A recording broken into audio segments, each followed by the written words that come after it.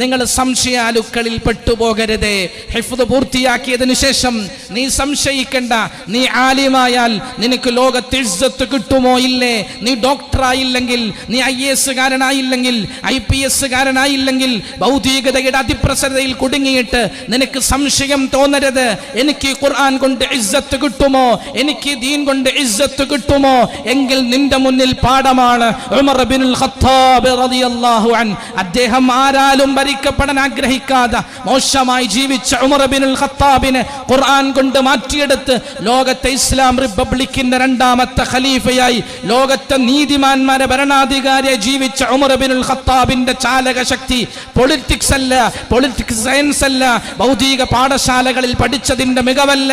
ഉമർ ഇബ്നുൽ ഖത്താബിന്റെ പാഠശാല മസ്ജിദുൻ നബവിയുടെ മിമ്പറിൽ ഇരുന്നു കൊണ്ട് നബി തങ്ങൾ നടത്തുന്ന പ്രഭാഷണങ്ങളും